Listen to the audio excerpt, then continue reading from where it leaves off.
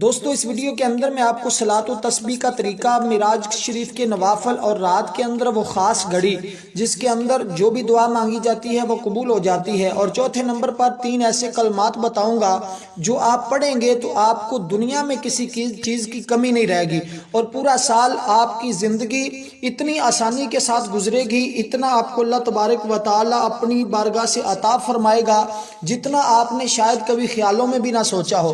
دوستو اس لیے کہ یہ رات بڑی اہم رات ہے۔ سب سے پہلے ہم اس رات کو بات کرتے ہیں تو یہ رات وہ رات ہے جس کے بارے میں سیدنا سلیمان فارسی رضی اللہ تعالیٰ عنہ بیان فرماتے ہیں کہ حضور علیہ السلام نے فرمایا کہ پورے سال کے اندر ایک ایسی رات آتی ہے کہ اگر بندہ اس رات کو عبادت کر لے، اللہ تبارک و تعالیٰ اس کو 100 مہینوں کی عبادت کا ثواب عطا فرماتا ہے۔ اسی طرح اگر کوئی بندہ روزہ رکھ لے تو اللہ تبارک و تعالیٰ اس کو 100 مہینوں کے روزوں کا ثواب عطا فرماتا ہے۔ تو پھر آپ اندازہ لگائیے اس رات کے اندر اللہ تبارک و تعالیٰ نے اپنے حبیب کو اس کائنات کی زمین کی بھی سیر کروائی، آسمانوں کی بھی سیر کروائی، پھر سدرۃ المنتہا کی بھی، جنت اور دوزخ کا بھی مشاہدہ کروایا۔ تو پھر آپ اندازہ لگائیے کہ یہ رات کتنی برکت اور فضیلت والی ہے۔ تو بس اتنا ہی، اس کے بعد ہم چلتے ہیں صلاۃ و تسبیح کی طرف، کیونکہ ترتیب وائز میں آپ کو بتاؤں گا کہ سب سے پہلے صلاۃ و تسبیح، پھر نماز نوافل، اور اس کے بعد 3 ایسی تسبیحیں بتاؤں گا، اور رات کا وہ خاص حصہ جس میں آپ جو بھی دعا مانگے اللہ آپ کی دعا کو قبول فرما لے۔ اور اس سے پہلے گزارش کر دوں، اگر کوئی ہماری خصوصی دعا میں شامل ہونا چاہتا ہے اس رات کے اندر، جب ہم عبادت کریں گے، ذکر و اذکار کریں گے، تسبیحات پڑھیں گے، اس کے بعد ہمارا اجتماع ہوتا ہے، اس کے اندر خصوصی دعا ہوتی ہے۔ اگر آپ اس دعا میں شامل ہونا چاہتے ہیں تو اپنا نام کومنٹ میں ضرور دیجئے گا، اپنا مقصد بھی ساتھ بیان کر دیجئے گا، انشاءاللہ اللہ تبارک و تعالی آپ سب کے لیے آسانیاں پیدا فرمائے۔ دوستو سب سے پہلے ہم صلاۃ و تسبیح کی بات کریں تو صلاۃ و تسبیح 4 رکعت آپ نے اگر پڑھنی ہے تو 4 رکعت کی نیت کرنی ہے، اور صلاۃ و تسبیح ایک مرتبہ زندگی میں ضرور پڑھنی چاہیے۔ صلاۃ و تسبیح کا طریقہ یہ ہے کہ 4 رکعت نماز نفل کی نیت کر کے آپ نے اپنے کانوں کو ہاتھ لگا لینے ہیں۔ اس کے بعد سب سے پہلے سبحانک اللہم و بحمدک و تبارک اسمک و تعالی جدک و لا الہ غیرک، یہ پڑھنے کے بعد اعوذ باللہ من الشیطان الرجیم بسم اللہ الرحمن الرحیم یہاں تک پڑھ لیں تو پھر آپ نے تیسرا کلمہ سبحان اللہ والحمد للہ ولا الہ الا اللہ واللہ اکبر، اس کو آپ نے 15 مرتبہ پڑھنا ہے۔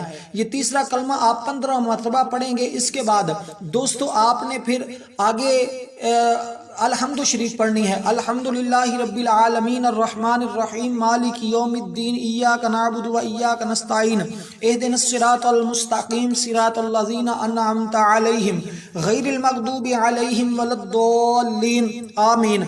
اس کے بعد سورت بھی ملائیں گے، قل هو اللہ احد اللہ الصمد لم یلد ولم یولد ولم یکن لہ کفوا احد، آپ کو جو سورت آتی ہے آپ وہ ملا سکتے ہیں۔ دوستو اس کے بعد آپ نے کیا کرنا ہے، رکوع جانے سے پہلے 10 مرتبہ آپ نے سبحان اللہ والحمد للہ ولا الہ الا اللہ واللہ اکبر، یہ آپ نے 10 مرتبہ پڑھنا ہے رکوع جانے سے پہلے۔ یہ 10 مرتبہ پڑھنے کے بعد آپ نے اللہ اکبر کہہ کر رکوع کے اندر چلے جانا ہے۔ جب رکوع کے اندر جائیں تو سب سے پہلے رکوع کی 3 تسبیحیں پڑھیں، سبحان ربی العظیم سبحان ربی العظیم سبحان ربی العظیم۔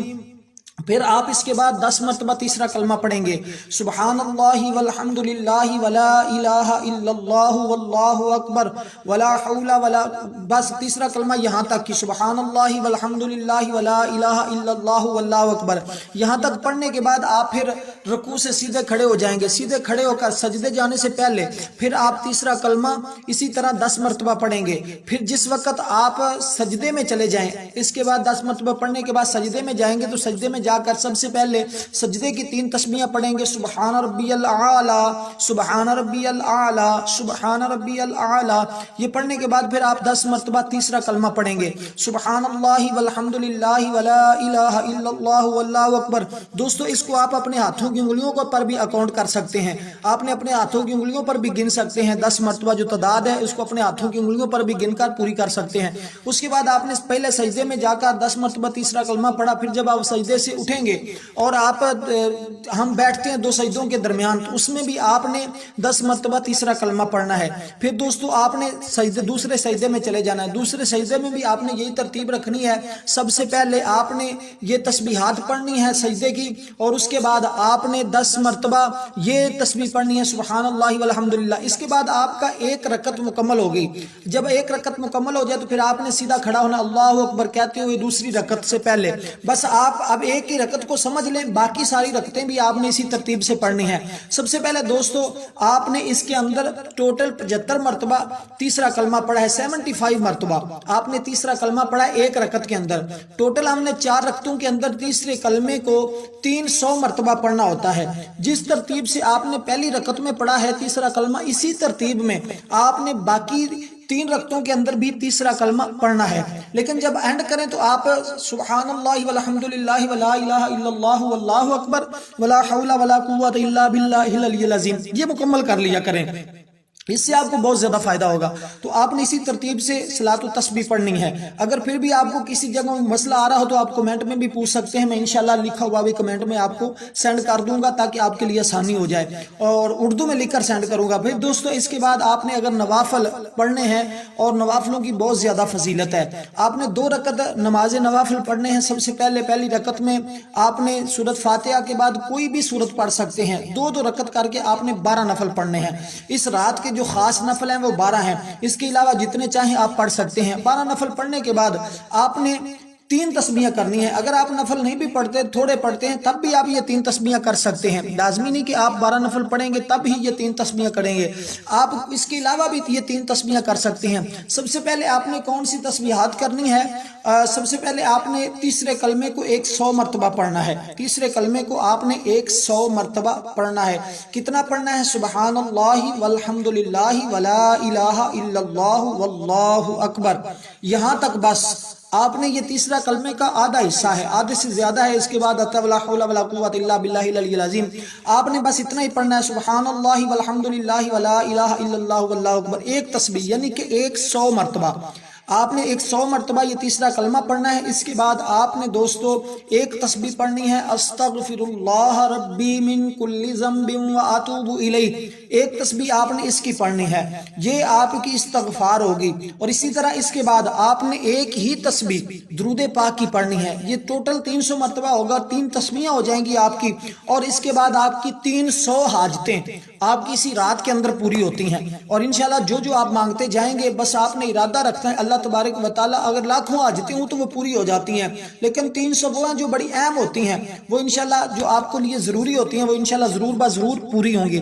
دوستو اس کے بعد آپ نے کچھ اس طرح کرنا ہے کہ 100 مرتبہ درود پاک پڑھنے کے بعد آپ نے ایک خاص لمحہ رات کا جو آتا ہے وہ بھی میں آپ کو بتا دوں۔ آپ نے یہ تسبیح کرنے کے بعد آپ نے صرف اللہ کی بارگاہ میں ہاتھ اٹھا کر دعا کرنی ہے۔ اگر یہ عمل جو 3 تسبیحیں ہے یہ آپ رات کے اس حصے میں پڑھیں جو حصہ بھی میں بتانے لگا ہوں، کہ آپ اس کو 3 سے 4